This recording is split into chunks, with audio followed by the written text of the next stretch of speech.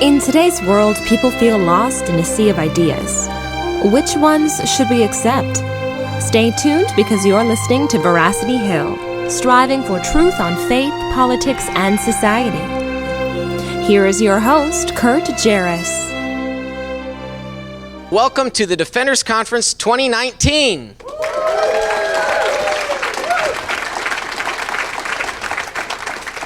We are obviously recording before a live audience here, and it is my distinct pleasure to have the scholars that have presented their views on gospel differences, and I will go from my right to left here.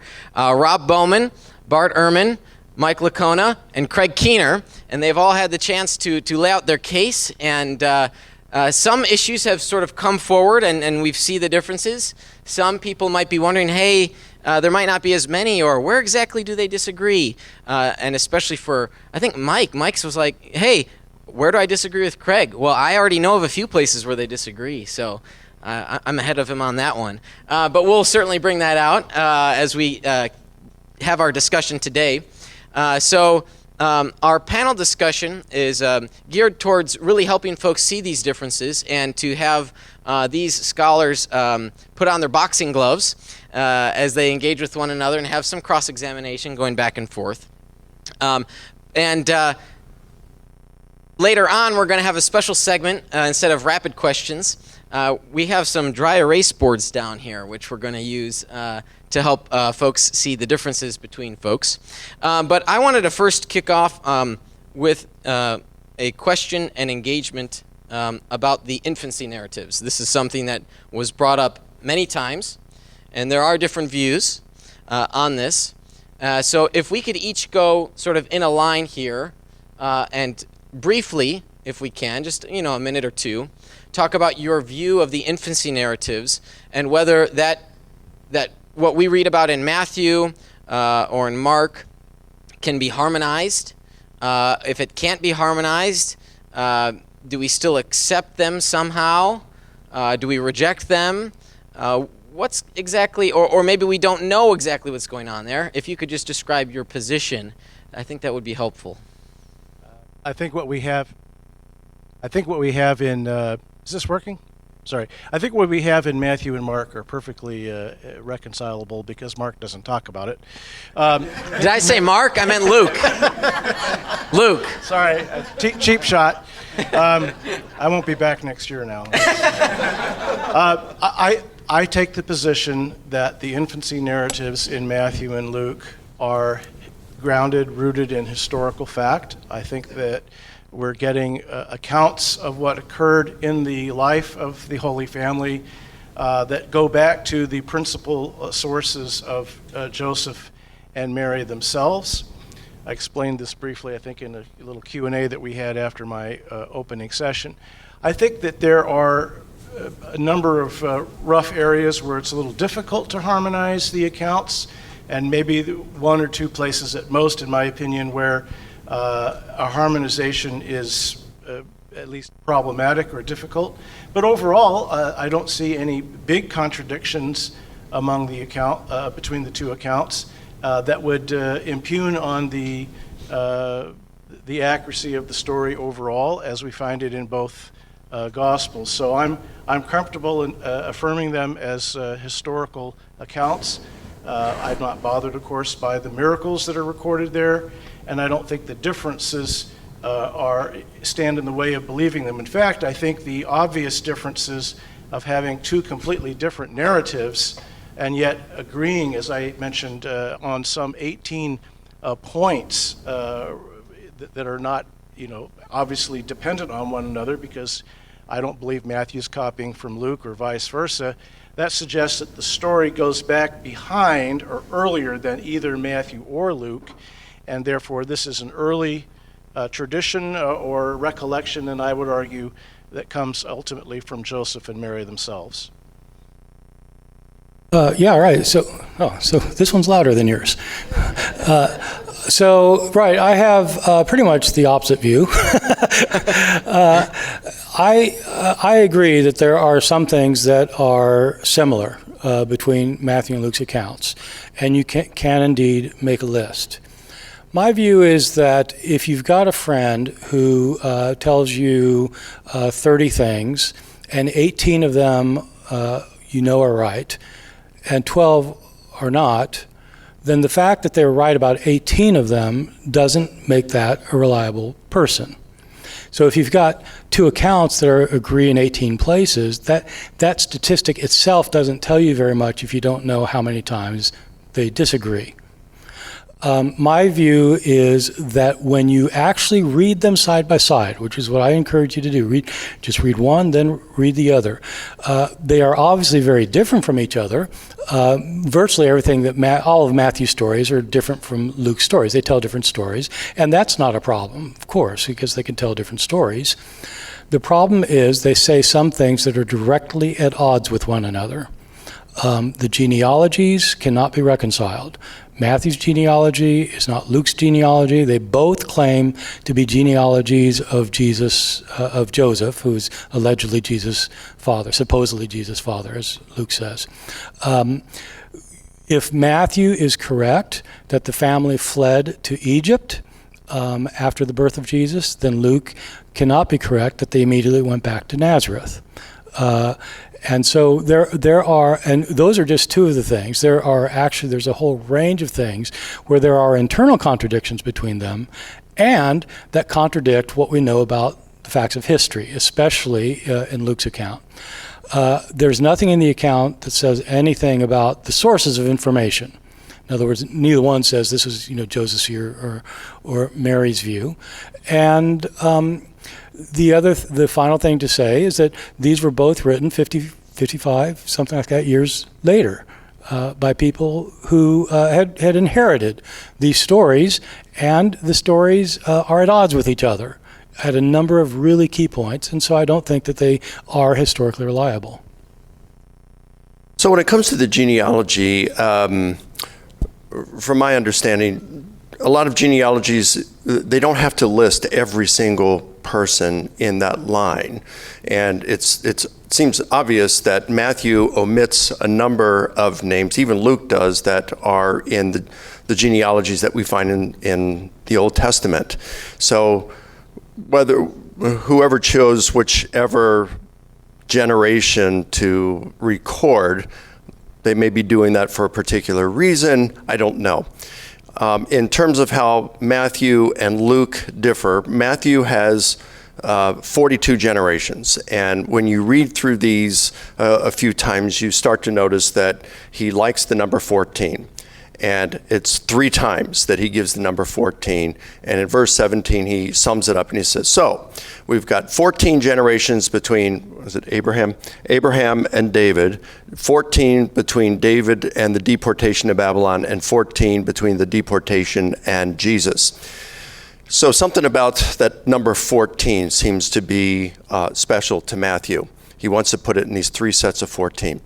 And then you notice that in the third set, he uses the name Jeconiah again, which was number 14. In his second set, he's reusing it in the third. He's kind of cheating there. So, and he does this to get that third set of 14. So you ask, well, what's so special about 14? And a number of scholars have said that Matthew is using a rhetorical device here called gematria, in which numerical values are assigned to letters. So if you look at the word Dawid, it's based on 3 letters, a D and a V and a D. And the D is like the 4th letter in the Hebrew alphabet, so you've got 4. And then the V is number 6, and so you got 4, 6, 4, 14. And so they suggest that with gematria, Matthew has artistically put together his genealogy in order to highlight what he is communicating, that Jesus is the son of David, the Messiah. And if that's the case, then we want to recognize Matthew's artistry in this and not take it so much that it has to match up with generation to generation against Luke in that sense. So that's for the genealogy.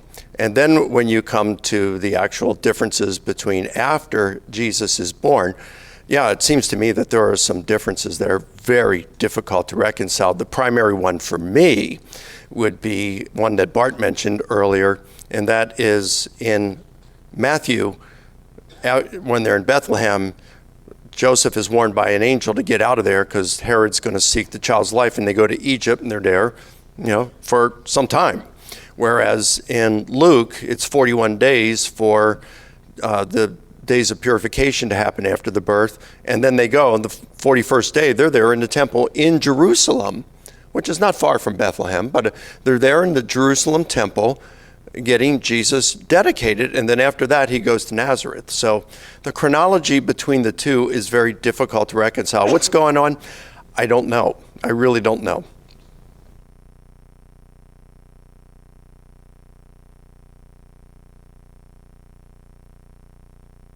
Thanks.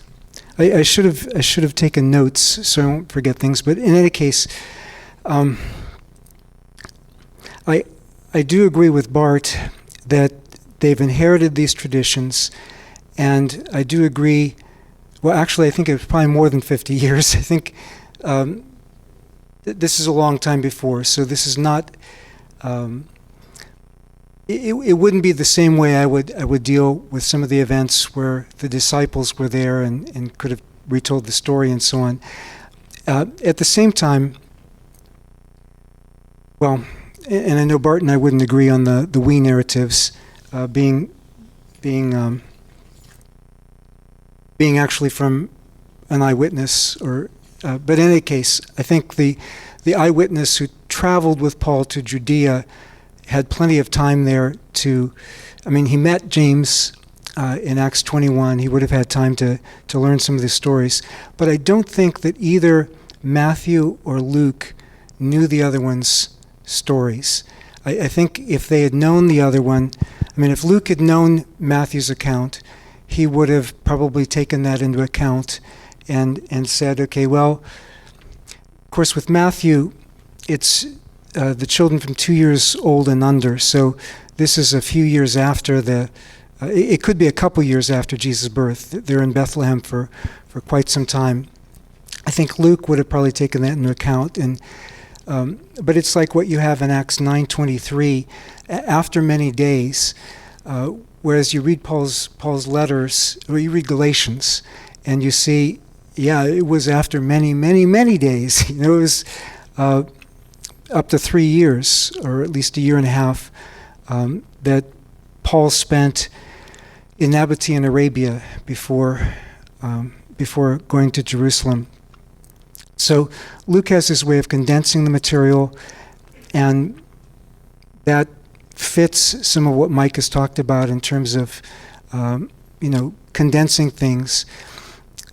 But I think if Luke had known Matthew's story, he probably would have said, okay, well, maybe this is true, and he would have built in for that, but he doesn't. Hey, could I throw in just one quick afterthought? Bart just said a few moments ago he remembers an event from 44 years ago. What's the big deal about 50 years? Which may be too long. It turns out that I'm wrong about that. My memory's wrong. So the fact that somebody can tell you stories, that a 90-year-old person can tell you stories of things happened in the 17th century, it doesn't mean those stories are right. It just means they have stories. And so my remembrance of what I did in 1976 might be wrong. I'll tell one of the I want to say something about genealogy, but one of the problems is that New Testament scholars who talk about memory generally base what they say about memory and oral tradition and eyewitnesses and how well we remember and what context we remember. They almost always say these things based on what they've heard other biblical scholars say. I spent 2 years of my life, about 5 years ago, I spent 2 years of my life not reading anything about the New Testament or about early Christianity or about religion. I spent 2 years reading studies about memory. And I can tell you that most New Testament scholars who talk about memory do not know what they're talking about. I haven't read Craig. I haven't read your book. I was just looking at it. So I read especially studies of psychology, studies, legal texts about eyewitnesses. I read social studies about social memory. I mean, I did nothing for 2 years. And then I wrote a book about it, which I probably should have put memory in the title, because people don't. The book is called Jesus Before the Gospels, where I explain what we really do know about memory and about oral tradition. And it is not what you hear all the time.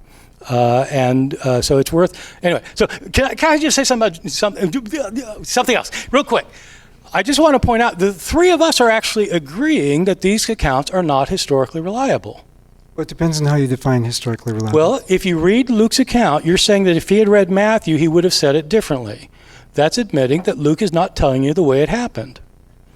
And so we're agreeing with that, and we're agreeing that there are reasons for that. One author might condense things. One author might have an artistic reason for doing things. So there are absolutely reasons. But if your question is, are they then historically reliable? No, they're not. I think that's a really wooden way of looking at reliability. If you say that the genealogy of Matthew and Luke, every name is different between David and Joseph. So they're not just leaving out a couple. They are actually giving completely. So you cannot say that genealogy, that Joseph, this was Joseph's father, then grandfather, and great-grandfather, all the way back to David. You can't say that's accurate if Luke's is different for whatever reason Matthew changed it or Luke changed it. So if, let's say Matthew is doing his genealogy for artistic purposes, and his objective is not to do precise historical recounting. Yes. I would say just like with the Psalms then, I wouldn't say the Psalms are historically unreliable. I might not say they're reliable historically, but I wouldn't say they're unreliable. Could we say the same thing about the genealogy of Matthew? You could say, yes, you could say it's an artistic thing and it's not to be taken as history. Just like the Psalms are not to be taken as history. But it's very different to say that when the psalmist says, the psalmist says something about how he has sinned and he wants God to forgive him. You could say, that's not a historical claim. But if you say Joseph's father was Jacob, that's a historical claim. Does it say his father was Jacob? Yes. Okay. It does actually say father rather than saying so-and-so begat. It says it's his father. Well, I'm sorry. If somebody begot you, that's your father. If a male begot you, that's what the word father means. But father can also mean grandfather. I mean, if son of David, but it can't be. But it can't be. The reason it can't be that, it's not that he's saying that Jacob is his great grandfather's and he's left out two generations, because every name is different. And so, like, if you had a bunch of the names that were similar and some were different, you can say, well, they left out a generation here. It is not like that. Every name is different. It's a different genealogy, and so they both can't be right. Do you mind if I jump in here? Once you have one name different for whatever reason, you could have a long string of names behind both genealogies, and they could both be right, because everybody has multiple ancestors through various lines, and the lines increase every generation. These are patrilinear, though. It's not like that. This is his father was this. That person's father was that. That person's. So it's not like saying, you've got two grandfathers. You only have to have one that is a father by virtue of something other than procreation to throw the whole assumption off kilter. And there are many ways in ancient world as well as in the modern world where somebody can be regarded as someone's father even though he didn't physically beget him. All right, so if you all aren't going to want to do this, but if you actually want to read a study of this that talks about and explains why that doesn't work, read Raymond Brown's Birth of the Messiah. He goes through these explanations and he shows, so just write it down if you're really into this. The Birth of the Messiah, Raymond Brown was a brilliant scholar. He is absolutely a Christian, and he just points out that this kind of explanation cannot work, and he shows why, especially levirate marriages and all the various explanations. They just don't work.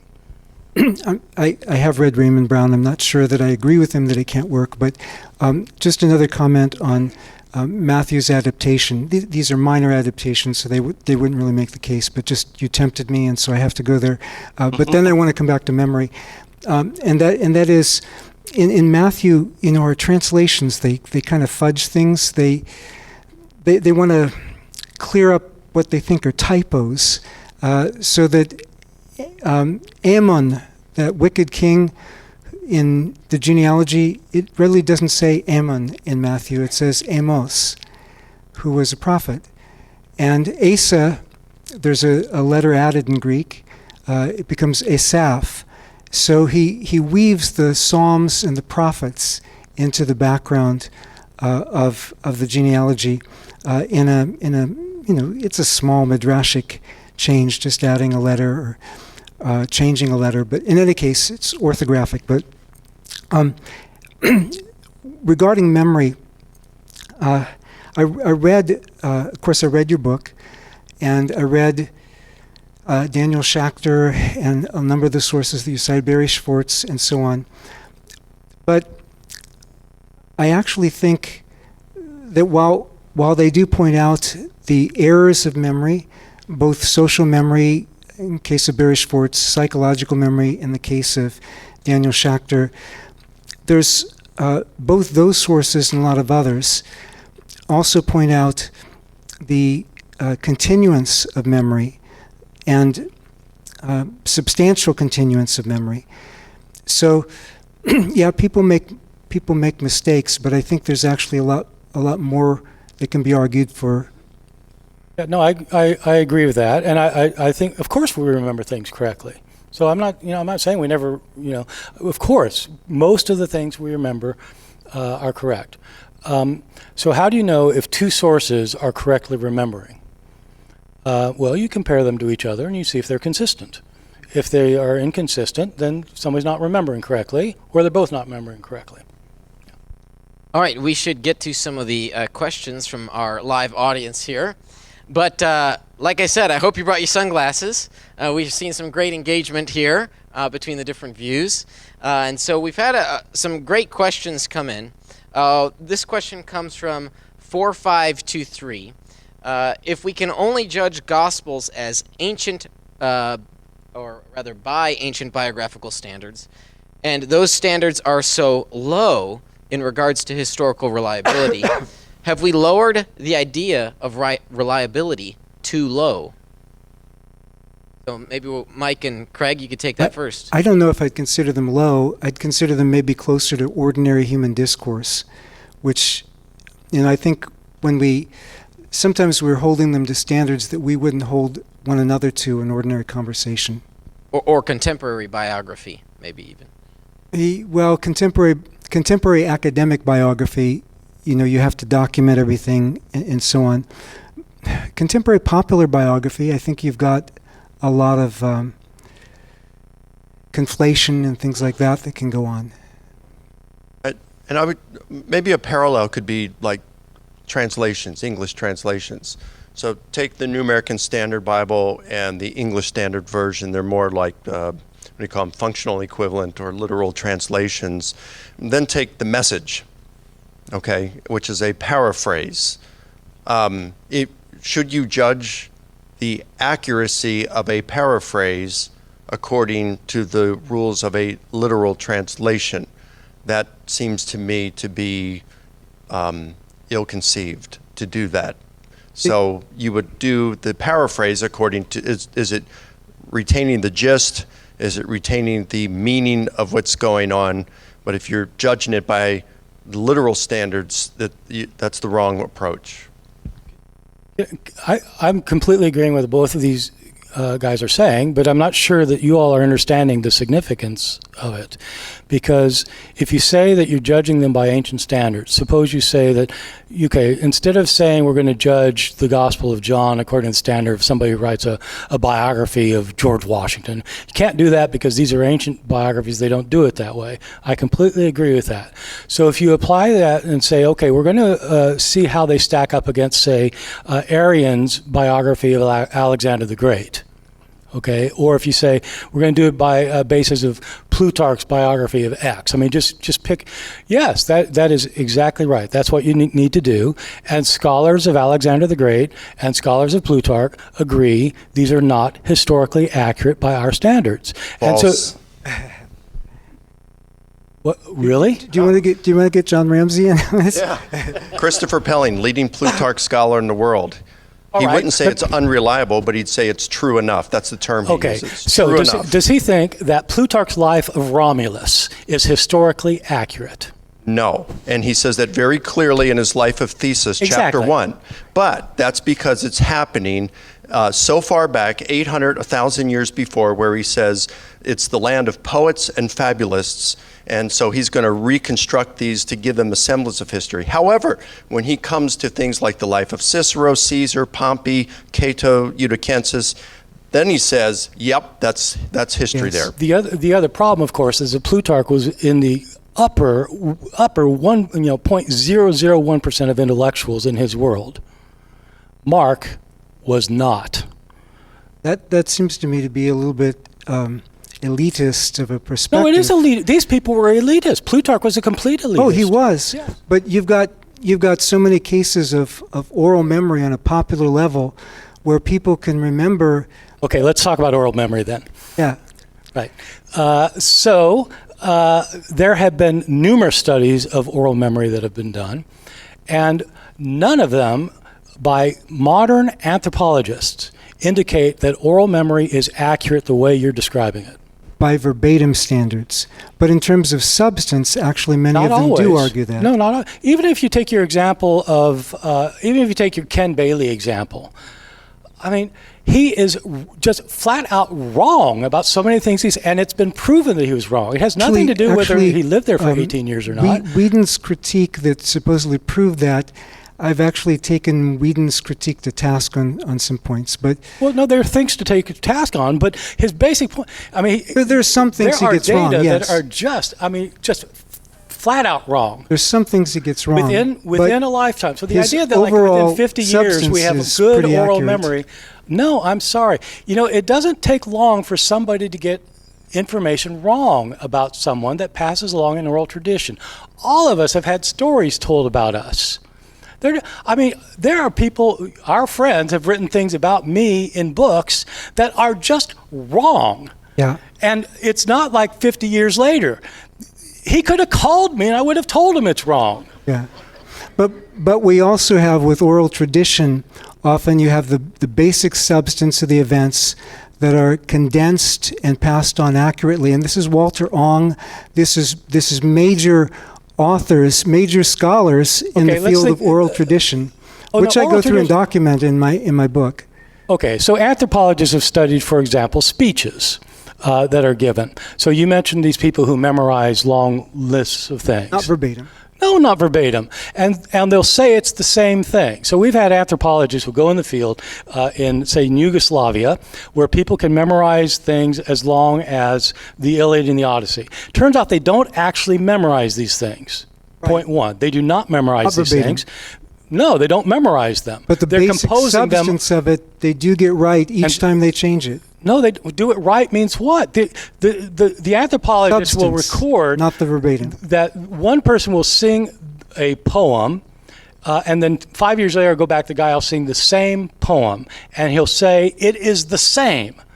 And one of the versions will be 1,000 lines long, and the other will be 3,000 lines long. Yeah. Does that sound like the same? But the substance of the story stays the same. The same anthropologists say the It's substance. a story about a and the guy whose daughter got Same. married, and she got happily married, and then her husband died. Yes, So maybe that's all the same. maybe we actually agree on the gist. Depends what you call gist. Yeah. There was a Jesus. Oh. He was a Jewish teacher. He did come from Galilee. He did get crucified. yeah. Yes, the gist is right. Yeah. But what counts as the gist? Is walking on water part of the gist? Well, it's certainly the gist of that particular episode. There are all sorts of episodes that Christians made up about Jesus. I'm not sure we Really? agree on that. Do you think when Jesus was a 12-year-old, he really zapped his teacher? Now, we're talking about, that's something that's beyond living memory. I'm talking about things that were within the case of living memory. I'm talking about the first century Gospels. Okay, so you think every story in the Gospels actually happened? Yeah. Okay, I don't. But oral memory is not going to help you on that. I'd like because, to- yeah, okay, I'd like to get sorry. Rob in on this. I'm curious what your thoughts are. I'm just surviving over here. I'm fine. I feel like I need to have 20 years of education, just to keep up with these Oh, guys. by the way, though, can I the question that was initially, can I just say one more thing about that, and then we'll come back to no, just like, for example, when in Acts chapter 2, you have Peter quoting from Joel, in the last days, says God, I'll pour out my spirit on all flesh. Joel doesn't say in the last days, he says afterwards. But, taken from the context, you can say, okay, in the last days. And Peter adds in a line, and they shall prophesy. That's not there in Joel. Is that a mistake, or is that the kind of license that they were allowed to take, and that it was assumed that they were allowed to take? Or when Luke retells the same story in different places and tells it in different wording, I mean, is he stupid, or does he assume that his audience is going to assume that he has those liberties? I think we can see from the text itself. I agree. They have liberties. They have lots of liberties. So Rob, so your thoughts here on this, perhaps a low concept of reliability. Does that not drive with your take on how trustworthy the Gospels are? Well, as I mentioned are you hearing me okay? Okay, because I can barely hear myself.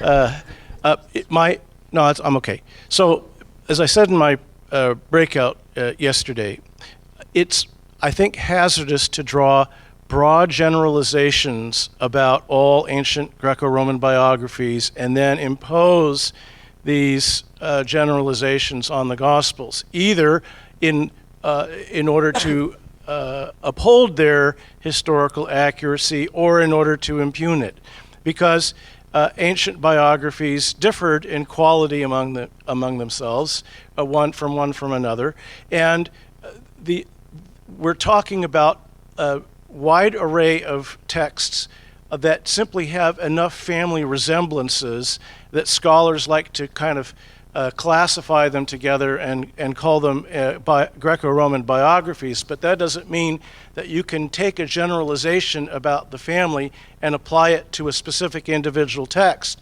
just like you can't take the average height of people in a room and say, therefore, Kurt Jaros is, 6'2".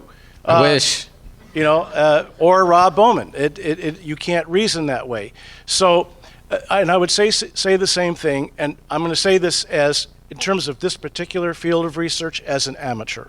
So I'm just going to acknowledge that right up front. In terms of oral studies, oral memory, and the study of oral memories, you can't generalize from a lot of different studies about how oral memory generally works, or what the averages are, or what we often find, and in many cases they don't remember things the same way, or they tell it differently, or they tell it amazingly the same. You can't take any of that kind of stuff and then say, therefore the Gospels did it this way, therefore they did remember it accurately, or they didn't, because the Gospels are their own thing.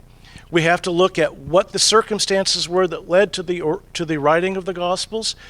If you believe, as I do, that they are at least based on eyewitness testimony from people who were still alive when the writers at least started work on their books. And in the case of a couple of them, I think they were largely written by eyewitnesses. You don't have to worry about this oral memory tradition thing for 50 years, being passed down to several different generations of rhetoricians or storytellers. It's coming. There's a very short gap to get from the eyewitness to the text. If you don't accept that, if you think there was a period of a half a century of people playing telephone or something, then you're going to have a very different view of how reliable the memory is. So I just think we should be careful about generalizing from a mass of studies in a particular field like this, whether it's biographies, whether it's oral memory and so forth, tradition, to what is specifically going on in the Gospels. Can I just say I completely agree with that, and I think that that's right. And the only reason I deal with oral tradition is because the traditional line is that oral tradition was reliable back then, and my view is that we don't know that. And in fact, we have reasons not to think that. If you do think they're written by eyewitnesses, though, then you need to look into how valid is eyewitness testimony. You can't just assume that if somebody's an eyewitness, they're going to be telling it the way it really happened. And there's massive documentation on that. That's where multiple independent sources come in handy. That's right. And look, you and I might disagree on how we're going to look at and define historically reliable. I understand that, and I think it's kind of the difference between the guy versus the girl version of the story. And this is something on which reasonable people can disagree. What I would say, though, is if we're going to say that the Gospels are not historically reliable, or they're historically unreliable because of these kind of differences, then of course we have to say that that's going to apply to all ancient literature, with the exception of perhaps Asconius, who my friend John Ramsey is researching right now. But if we say that all ancient, so you'd say all ancient literature is historically unreliable. Well, no, I just mean you can't accept that it's reliable until you evaluate it. And you evaluate it by certain historical criteria that you use.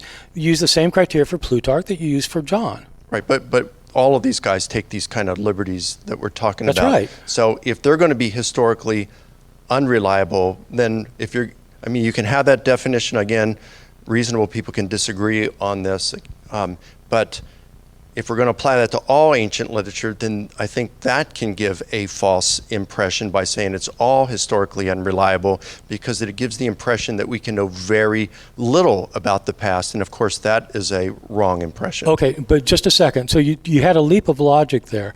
First of all, I'm not saying it's all unreliable. I'm saying you judge each case individually. But suppose you could show that all ancient sources are unreliable. You can't say that's not true because then we wouldn't know about the past. That would be the conclusion you draw. You can't know about but that is not why they have to be reliable. In other words, you can't say they have to be reliable, otherwise we wouldn't know. Mike is saying, though, is that they all take these same kind of liberties. I agree they all take the same. We are completely on the same page with that. And I'm saying that means that it doesn't make the Gospels reliable simply because they take the same liberties everybody else takes. Right, I agree. But what I'm saying is, if we're going to say the Gospels are historically unreliable because Matthew says the centurion himself went to Jesus rather than the emissaries, and all the other ancient literatures are applying these same sort of compositional devices, therefore they would be unreliable, that gives the person who is not up on historical matters, which is most, that gives the false impression that we can know very little about the past. And I'm just saying, all I'm saying, Bart, is that, I'm just making that observation. It is absolutely right. It's absolutely right. Is there maybe a difference here between methodological approach? Should we approach the texts or ancient documents with a more skeptical eye to begin with, a neutral eye to begin with, or a positive, guilty, innocent until proven guilty approach? No, historians always take a skeptical approach. That's what historians do. Theologians may not do it, but no, it is. No, it isn't. Mike, I'm sorry. I think I found the difference. I teach in a research university, which has a very large history department, and I can tell you the approach to history is to question your sources. You can question them, but that doesn't mean you take a skeptical approach from the beginning to, you don't assume that they're unreliable. No, you do not assume they're unreliable. All right, okay. As long as we come with an open approach and say, a neutral approach to say they may or may not be reliable, let's check them out, I'm with you. Even if they use those methods that we talked about.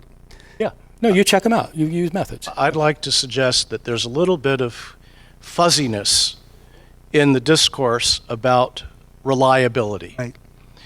And the reason why I would say that is because reliability is not the same thing as accuracy. If I say that a particular passage is accurate, that's different from saying that the book in which it is found is reliable.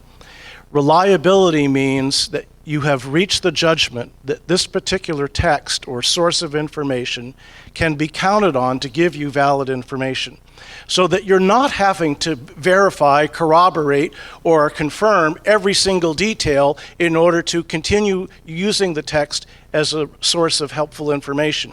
It might be more helpful or illuminating if we were to say, are the Gospels informative, historically informative? And avoid the term reliability altogether, because to say that they're historically informative simply means that we can go to them and find information about the past. To say that they're reliable and then turn that into a kind of yes or no, black or white, switch on or switch off judgment, forces a kind of either or thinking on that whole question that I think is not helpful, because then we get polarized into our camps. I say it's historically reliable. Bart says it isn't. I think both of us agree that the Gospels are historically informative. We may disagree about how informative they are, but we both agree that there is information that can be learned from the Gospels about the historical Jesus. I agree. Everybody, I think, here would agree with that. Everybody except for the mythicists would probably agree with that.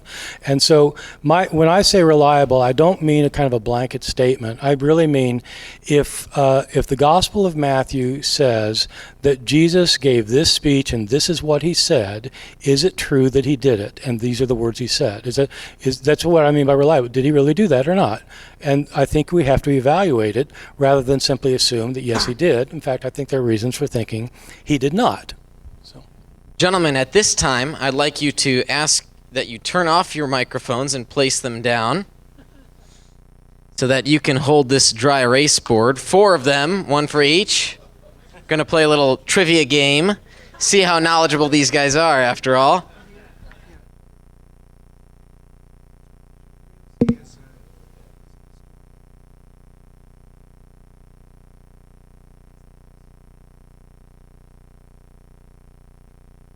Okay, this is kind of like the dating game, yes. And well, let's start with not a trivia question. Let's get you used to writing on the board. Okay. So yes, there you go. And then the eraser is the cover. Yep. So good. Okay. We've had some questions come in about the doctrine of inerrancy, and so this is a yes or no question. So I hope you can write out your answer. And I know there will be different definitions, so we'll go through and explain then. So if you could, for the audience, yes or no, do you hold to the doctrine of inerrancy?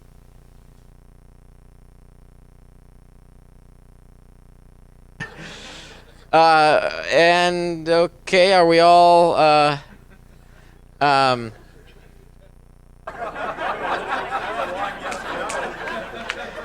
okay, 3, 2, 1. Okay. Okay, so here Rob says yes. We have Bart says yes. No, sorry, I forgot no. Mike says yes, and Craig says Sulege. You say that I do. Okay, so now let's go and maybe have each of you describe what you mean, just briefly. So, Rob, you said yes.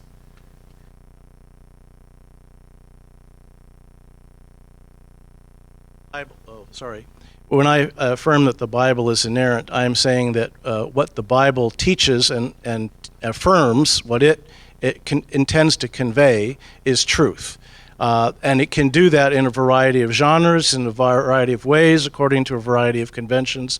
But when we determine what the text actually said, that the biblical writers produced, and we've understood it correctly, what it is presenting to us, what is it intending to convey to us, would be truth. my view is that the word inerrant means having no errors. And so if the Bible has errors, it's not inerrant. And I differentiate between inerrancy and truthfulness. That something that we're not really asking, do you believe in the theological truths of the Bible? If the Bible says that Jesus walked on water, and he didn't really walk on water, it's trying to affirm that, and it's wrong. So it might contain a kind of religious truth or spiritual truth, but it's not inerrant. No, it could be wrong in all sorts of ways. I mean, it could be wrong, but I'm talking about history now, but we're just kind of scratching the surface. I mean, I'm just talking about history, but we could talk about philosophical truth, theological truth, religious truth, all sorts of truth. Yeah. I would define inerrancy as saying the Bible is true, trustworthy, and without error in all that it teaches. I would also say that this applies not only to the autographs, but to our present Bible.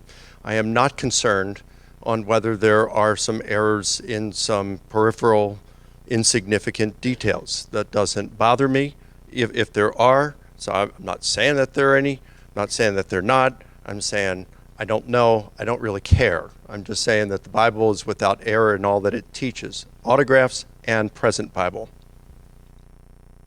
Just concisely, I agree with Mike and with Rob. Okay, now we've got, and that part, yeah. All right, some trivia questions now. Okay, here's the first trivia question. How did Judas Iscariot die? Take a moment. Tell me your answer. All right, take a moment. Bum, bum, bum, bum, bum, bum, bum. Bum, bum, bum, bum, bum, ba-da-da-da-da-dum, bum, bum, ba-da-dum, bum, bum, bum, ba-dum, bum, bum, bum, bum, bum, bum. How'd I do? All right. Craig's finishing up here. The question is, how did Judas Iscariot die?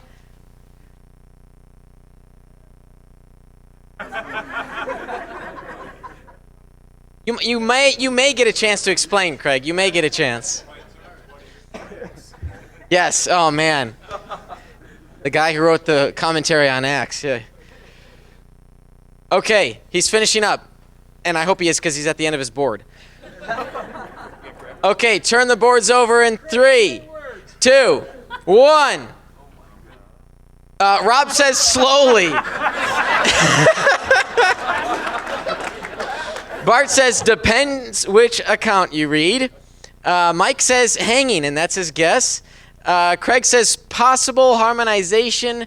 If it is harmonized, the rope broke or was cut after he died, and his guts splattered. Okay. Okay, well, first let me give a little context. So there are, it depends which account you read, yes.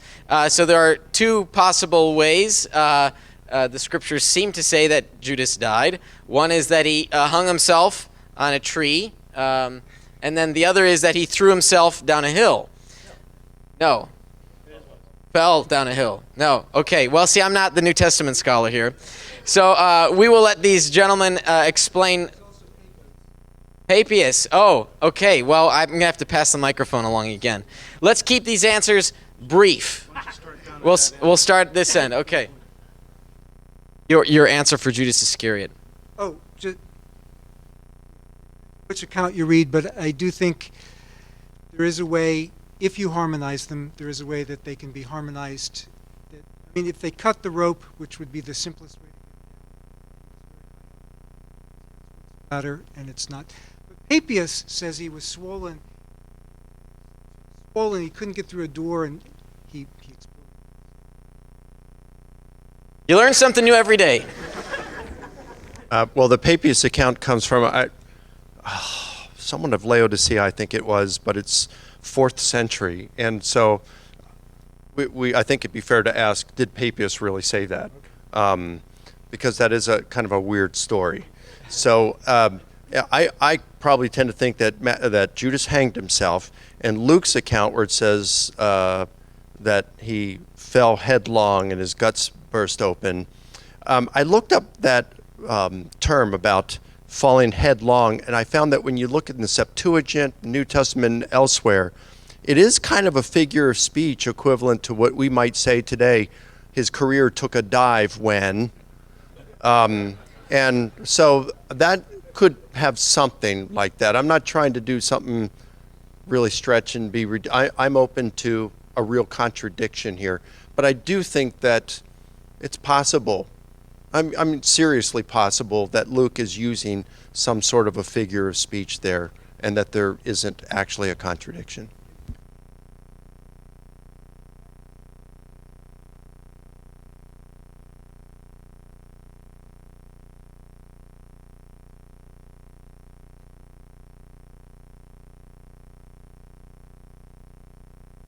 On Papias, the thing about Papias is that people like to quote him when it supports views that they like, such as that Peter, that Mark was Peter's secretary and wrote down what Peter told him, and that, so you get, and Matthew wrote down the gospel in Hebrew.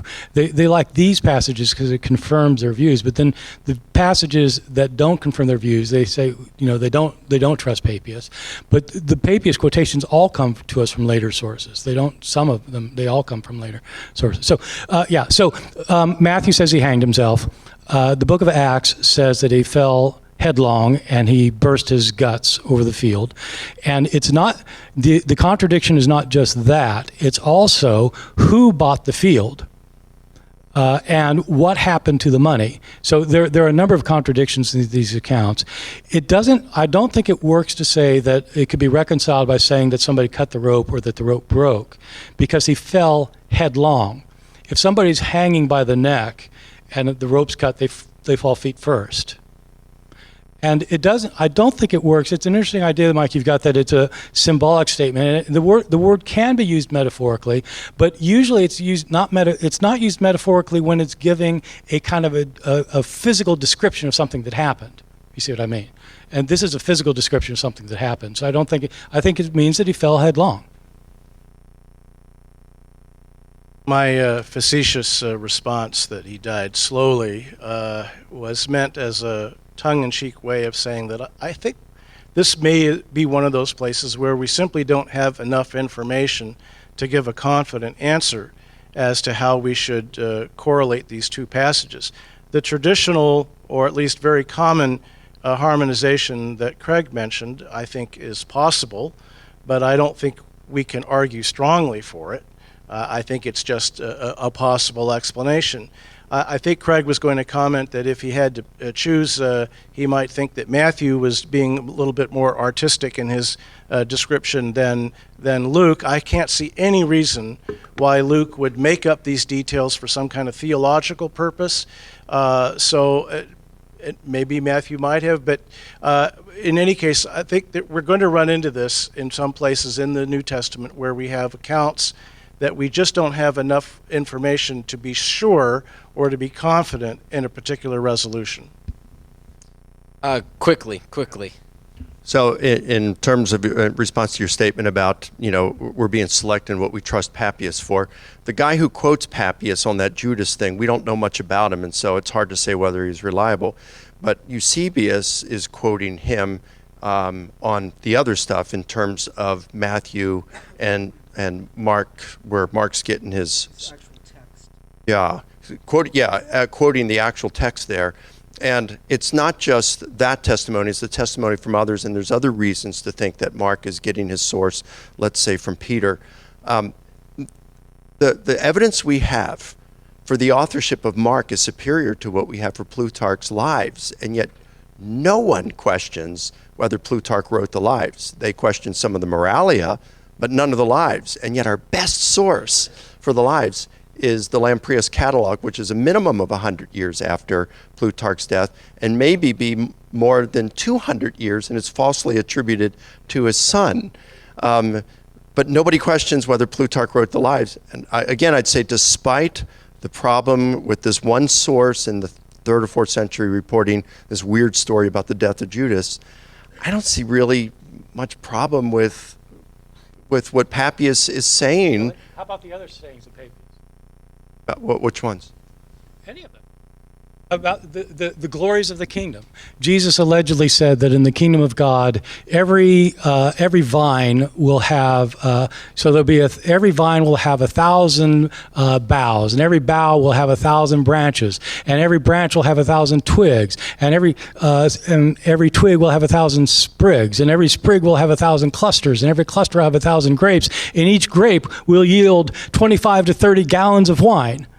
So, really? The comments people want to trust on Papias are the ones that they agree with. The ones they don't agree with, they say, well, you can't really trust those. That one sounds to me, though, actually later church fathers thought he was, something was wrong with his brain. But and part of it was the different millennial views too. But having said that, it looks to me like the example that you gave sounds to me like fairly good apocalyptic kind of language like you might have from a Palestinian Jewish sage. You think Jesus said that? All right, we're running low on time. Last trivia question here. This stems from, good save by me. Okay, we have two seemingly conflicting passages. Mark 6:8 says, "These were his instructions. Take nothing for the journey except a staff. No bread, no bag, no money in your belts." Luke 9:3, as it reloads, says to take nothing, not even a staff. Okay, it's the equivalent parallel account, reading horizontally. So the trivia question is this: Did the disciples take a staff?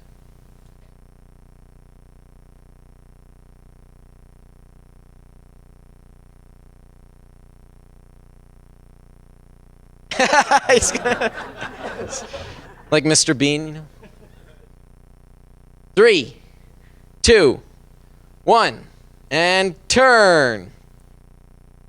A question mark. Half of them did. Yes, probably yes.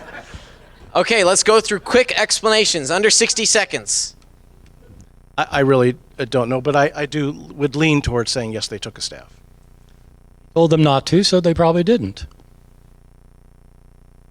Matthew and Luke say not to take one. Mark says to take one. I think if we'd been there, Jesus said take one, but either Matthew, Luke, or the source from which they drew changed it in order to make the point more clearly that they were to rely on God for everything. The point, I think, is there with Mark, but Matthew, Luke, or their source want to make it all the more clearer, so they simplify. You think they're reliable when they changed it? Yeah. Because they're communicating the gist accurately. So he said take it. Yep. And that's correct. And they're accurate in yes, the report. In the gist of what they're reporting. Absolutely. Okay. I think probably I would agree with Mike on that. In terms of the main point there, I do want to qualify something from earlier where Bart asked me if I believe the events in the Gospels, that I'm not saying that my historical methodology takes me that far. And like Rob was saying, Gospels are different, oral tradition's different. It doesn't guarantee those things. So I go, beyond the evidence that I have on faith, but, the evidence I have, I think, points towards reliability. But he asked me what I believed, and so I said what I believe is personally. Gentlemen, same time next week. This has been a lot of fun. Thank you so much for participating in the panel discussion.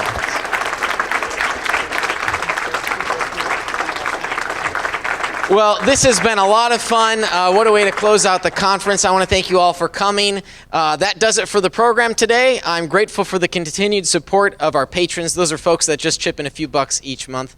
And the partnerships that we have with our sponsors. They are Defenders Media, Consult Kevin, The Sky Floor, Rethinking Hell, the Illinois Family Institute, and Fox Restoration. I want to thank our technical producer, Chris, for all the fine work that he does live streaming. Great job, Chris. And to our guests today, Craig Keener, Mike Licona, Bart Ehrman, and Rob Bowman. Give them one more round of applause.